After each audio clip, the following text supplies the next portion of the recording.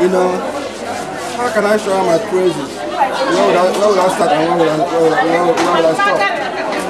These are people that are very united in the US. They are outgoing, they love themselves, and they want to help their people at home. I mean, there's no question of showing praises. All we need to do is to thank God for their lives. And they remember our people at home. And they are ready to help every time they are called upon. These are people that know that they have people at home, they have people at home, and they are ready to help them. And we praise God for that, and we thank God for their help. Thank you, sir. By the grace of God, come 2013, I believe there will be also a free medical here like this today. And from the interview I gathered this afternoon, I was meant to understand that today's own appears to be one of the best. So come 2013, I don't know how you are praying that it will look like. Let me tell you the fact. We started this 3 years ago, and we are doing around all the 12 local government areas in we're going to go. This is our first local government that we came here this year. Tomorrow we'll be at 4 local governments to visit this week. Tomorrow, next tomorrow until Friday, until Thursday. So 2013 is another year. And we have about 3 local governments to visit in 2013. We want to visit all the local governments. So we've been doing this is the 3rd year, and it's going very well. Regardless that, you know, you can see people here, so many of them. You know, you can see that not all of them are seen, almost more than 1,000. You know, we came here in the morning and we are still on. Almost all the time, it's almost 4 o'clock now, we're still on. So we try as much as we can to get as much as we can and help them. And tomorrow we'll go to another local government. We are proud that we're doing this, and we want our people to get healthy. And I want people to know that we care about them, we think about them when we are over there, especially their health. And we want to continue to do this up to the look. Thank you, sir. I say that the Lord will continue to do you full strength in the name of Jesus. Thank you, sir. Oguta General Hospital. We spent most of the day thinking of the outpatient sector. Now we are taking you guys into the hospital itself proper. This is a very big hospital, very well constructed, but not very well equipped. But they're still able to do the very best they can with what they have with the patients. We see all kinds of medical, surgical, obstetrical cases. Most of them are discharged, but Dr. Uneba and I, we have been working very hard with this mission. We want to introduce you to what a typical general hospital ward looks like. Yeah, I mean, pretty much with a hospital like this, I mean, like Dr. Borki had mentioned, it's a very big institution, but has not been managed properly. So our goal, hopefully by the grace of God, is to be able to bring in more people to try to see what it's like in the community and see if we can be able to provide more resources for hospitals like this. There was a patient that I had seen earlier today and said that she's grateful to be able to see us here. So that kind of gives us a concern that things are pretty much debilitated, and we hope in the future with this type of experience for you to be able to see what it looks like. You could be able to provide some more resources for the community hospitals like this. And to add on, we just saw a few surgical cases today that normally we would have loved to do in this hospital, but we have to take them to another hospital to have it done. For me, this is painful because I worked in this hospital with my cousin almost 30-something years ago. I knew when this hospital was booming. And we used to live at the doctor's quarters over there. So it is doable. This thing can be revived. This thing can be refurbished so that people will get the best care possible. And we thank the nurses for being so hardworking and being so persistent. We thank you very, very much. Mrs. Felicia. And then, of course, what's the name?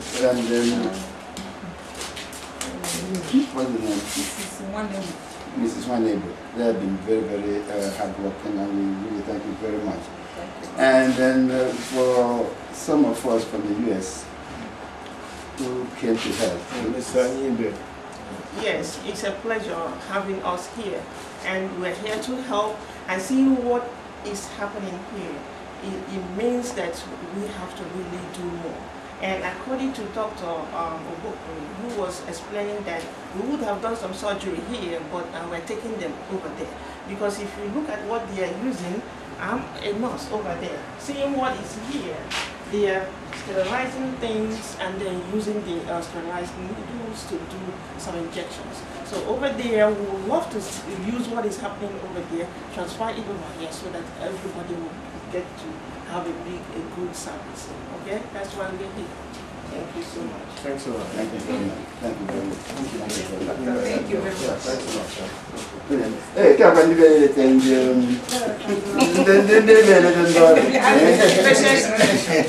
Patience relative. Thank you for your patience and all that it goes with taking care of people who are sick. You're welcome, sir. We are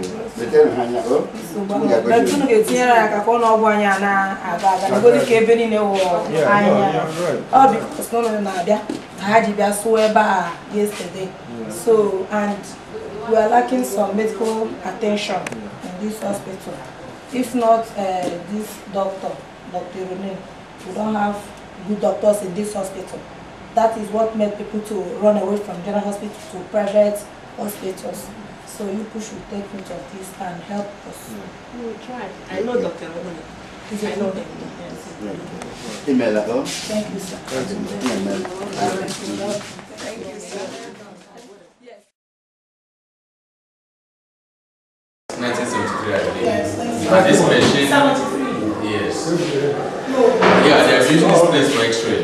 So I wouldn't know the kind of protection that was used in this place, whether they use the other kind of red oxide paint or something like that. I wouldn't know. But when they came, when they saw this machine, we agreed, for safety purposes, that there should be this shade. NDDC agreed to do it, including training personnel to run it. But while that was still going on, the hospital was shut down. In fact, that was one of the major reasons I cried out to Oguta. I said, can you have this kind of machine here and this place is shut down? Because no other place has it in the east, apart from FMC. Yes. So this is the machine. It's brand new. And I have contact with the technicians who are willing to come and train, but it's the funding. But even if after the training, we cannot still use this because of the issue. Because the lead sheen, I think, is number one thing. Yes, it's very important. No, they said it has low radiation. All those grammar, but I said no. Safety is safety. Even for this one, yes. For this one, let's put him in this. And lead sheen, I think that it doesn't break an arm and leg with the back. I can't say anything. For them to bring the machine is the main thing. But I told them that bringing the machine is not the only thing. To put it into use, you have to consider what we are. So we have to do that. My recommendation was because right now we're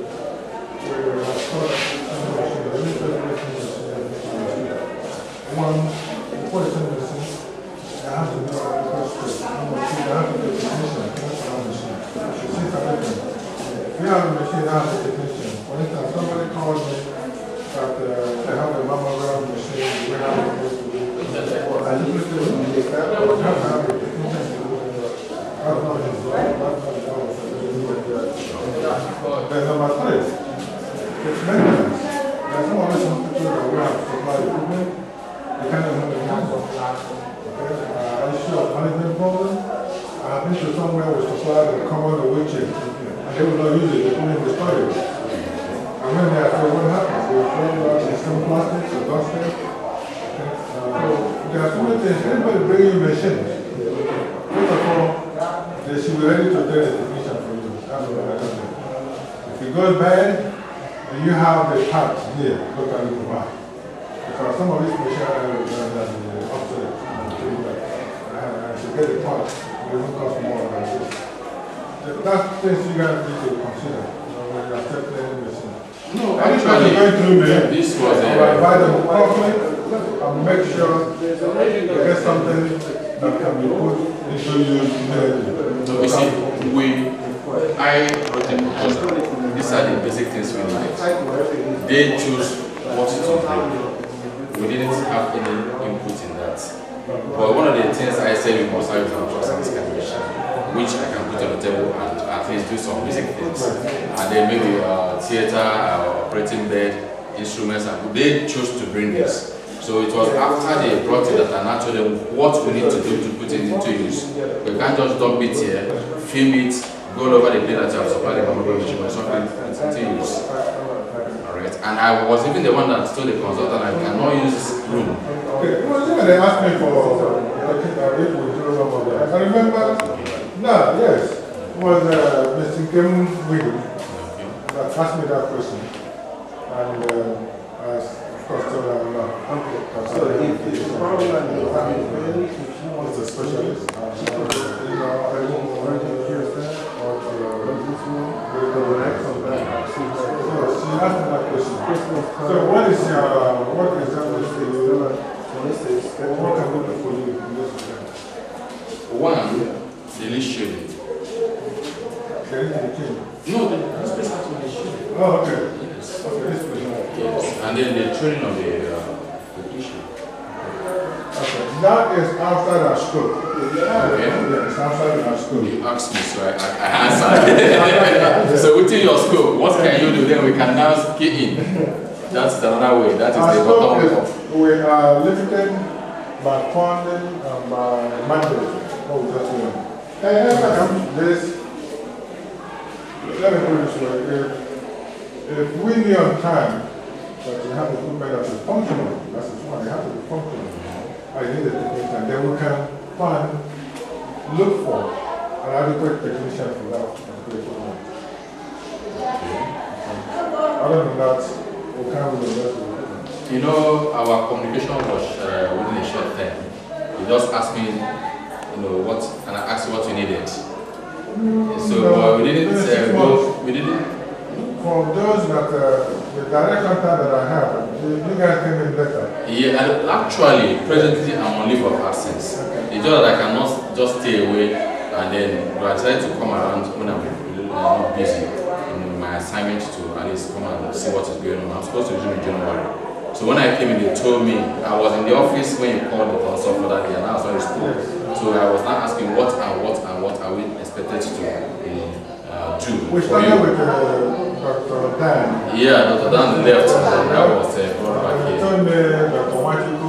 Yeah, the one I was talking to, actually, the one that exactly, because I am on leave of absence officially. So which I'm supposed to resume in January, but that notwithstanding. So if I had an idea that we are supposed to give you maybe a list of our needs, we have a millions of them. This place was shut down for 6 months, so I mean, getting it up and running again is a little bit clear, without funding. Yeah, but remember what he said. This is outside our school. No, but he said if you had made it known. So I'm telling you that what I'm trying to present now is that it is not still late. We can now package our needs so that you consider it because next year is almost here. And I believe that is a program we're doing pretty frequently. It may not come to Oguta next year. No, but the free medical might not come to Oguta. But I'm saying that some of these things we are highlighting now might not be the way you can come to Oguta. Now, okay, now, as a medical professional, yes. And I think. No, not sympathize with us. I empathize with you. Yes, I've been in the same situation. This type of thing gives you a reason. But the physician who is on the spot, you don't wear a pin. Definitely you'll be better off in this place. Before they put this thing on, they should have filled it. That's the number one thing. You can't even take a regular X-ray without a hidden. That's one thing. Two, getting a mammogram is great. Some of these machines may go, but they still work.